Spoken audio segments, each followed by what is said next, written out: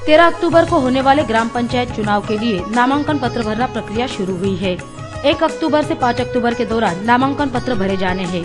6 अक्टूबर को इन सभी नामांकन पत्रों की जांच की जाएगी और 8 अक्टूबर को नामांकन पत्र पीछे लेने की अंतिम तारीख रहेगी।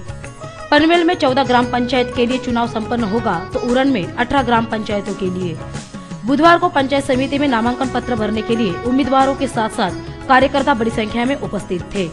हालांकि नामांकन पत्र भरने से पहले पनवेल शेखा पक्ष पार्टी कार्यालय से पनवेल पंचायत समिति तक ढोल ताशों के साथ रैली निकाली गई।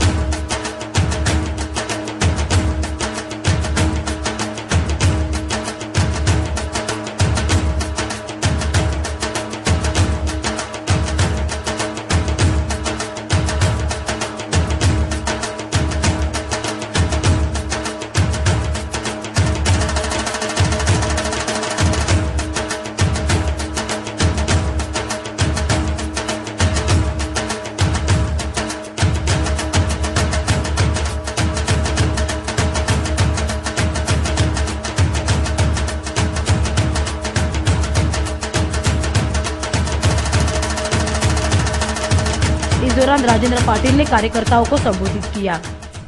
येत्या 21 ऑक्टोबर रोजी चिंधरण ग्रामपंचायतीवर शेतकरी कामगार पक्ष शिवसेना युतीचा विजयाचा बावटा फडकवणारचा निर्धार व्यक्त करून चिंधरण ग्रामवासीचे फार मोठ्या संख्येने उपस्थित झालेत। त्या सर्व ग्रामवासियांना विशेषतः महिला भगिनींना आबालवृद्धांना मनापासून धन्यवाद देतो की चांगल्या प्रकारे शक्ती प्रदर्शन करून चिंधरण ग्रामपंचायत गेली 40 वर्ष हा विजयाचा लाल बावटा फडकतोय आणि तो या वर्षी आम्ही फडकवण्याचा निर्धार व्यक्त करण्याबद्दल सर्व ग्रामस्थांना मनापासून धन्यवाद देईल।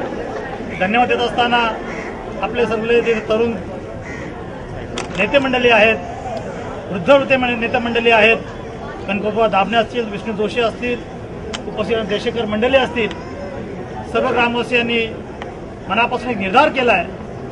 आताच प्रकाश मात्रेंनी सांगितलं की पीक जरी जोमात आलं त्याला खोडकिडा असतोच।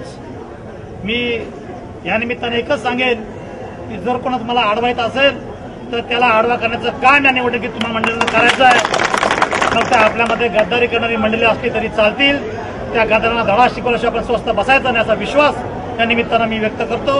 आणि पुन्हा एकदा विशेषतः चिंधरण ग्रामपंचायतीला आपण मागच्या वेळी जिल्हा परिषदेची उमेदवारी दिली आणि आपले देशेकर तालुक्यामध्ये 1 नंबरच्या मताधिक्याने निवडून आले। हेच मताधिक्य कायम ठेवून बाळाराम पाटलांना आमदार करणार असा विश्वास आपल्याला या निमित्ताने त्यांना दाखवून द्यायचा आहे। आणि या निवडणुकीमध्ये 14 पैकी मला वाटतं कमीत कमी 12 ग्रामपंचायती आपण खिशात घेऊ असं वातावरण या निमित्तानं आपण उभं करायला मागतोय।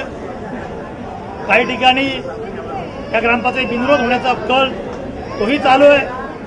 बिनविरोध होत असतील तर निश्चित आनंदाची गोष्ट आहे, परंतु जर विरोधक जर आपल्या उमेदवार उभे करत असतील तर त्या विरोधकांना शेतकरी कामापेक्षा लाल बावट्याची मिजाज काय, लाल बावट्याची ताकद किती जबरदस्त आहे ती ताकद दाखवण्याचं काम तुम्हा आम्हा मंडळीला मित्रांनो या मंडळीमध्ये करायचं आहे। खूप काही निवडणुकीमध्ये आपण बैठका घेतलेल्या आहेत। या बैठकीमध्ये वातावरण बघितलं तर संपूर्ण वातावरण हे शेतकरी कामगार पक्ष आणि युतीला अतिशय पोषक असं वातावरण आहे।